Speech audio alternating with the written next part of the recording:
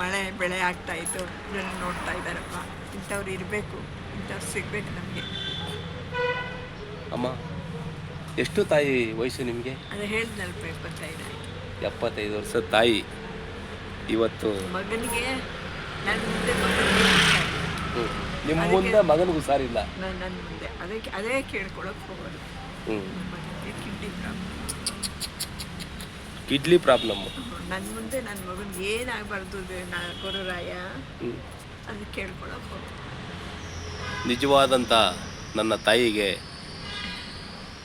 ನಾನು ಮಾಡುವಂಥ ಸೇವೆಗೆ ನನ್ನ ತಾಯಿಗೆ ಒಳ್ಳೆಯದಾಗಲಿ. ಇಂಥ ತಾಯಿಂದಿರಿಗೆ ನಾವು ಸದಾಕಾಲ ಯಾವಾಗಲೂ ಸೇವೆ ಮಾಡಿದ್ರೆ ನಮಗೂ ಆರೋಗ್ಯ ಬರಲಿ ಅಂಥೇಳಿ ನಾನು ನನ್ನ ತಾಯಿನ ಹರಿಸ್ತೀನಿ. ಆ ತಾಯಿಗೆ ಒಳ್ಳೆಯದಾಗಲಿ, ಅವನ ಮಗನಿಗೆ ಒಳ್ಳೆಯದಾಗಲಿ. ಆ ಕಿಡ್ನಿ ಪೇಷಂಟನ್ನು ತಾಯಿ ನನಗೆ ಹೇಳಿ ನಾನು ಹಾಸ್ಪಿಟ್ಲಿಗೆ ಕರ್ಕೋಬೇಕಾದ್ರೆ ನನಗೆ ಒಂದು ಅವಕಾಶ ಕೊಡಿ. ಆ ಸೇವೆ ಮಾಡೋಕ್ಕೆ ನಾನು ಭದ್ರಾಗಿ ಆ ಪುಣ್ಯ ಸ್ಥಾನವನ್ನು ಆ ಭಗವಂತ ನನಗೆ ಆಶೀರ್ವಾದ ಕೊಡಲಿ. ನನಗೆ ದಯವಿಟ್ಟು ಕರ್ಕೋಕ್ಕೆ ನನಗೆ ಅವಕಾಶ ಕೊಡಿ ತಾಯಿ.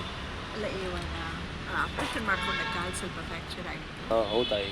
ಅವನಿಗೆ ನೋಡ್ಕೊಳ್ಳೋಕೆ ಒಂದು ಹುಡುಗ ಇದ್ದಾನೆ ಮನೆಯಲ್ಲಿ. ಅಲ್ಲ, ನಾವು ಕರ್ಕೊಂಡು ಹೋಗೋಕ್ಕೆ, ಆಟ ಗೀಟ ಬೇಕು ಅವ್ರು ಕರ್ಕೊಂಡು ಹೋಗೋಕ್ಕೆ ಹೇಳಿ ತಾಯಿ. ಸೇವೆ ಮಾಡೋಕ್ಕೆ ನಾವಿದ್ದೀವಿ. ಯಾಕೆ ಅಂತ ಅಂದರೆ ಹುಡುಗ ಹೋದ್ಮೇಲೆ ಹೇಳ್ತೀನಿ. ಖಂಡಿತ ತಾಯಿ, ಖಂಡಿತ. ಆಯಿತು ತಾಯಿ, ನಮಸ್ಕಾರ.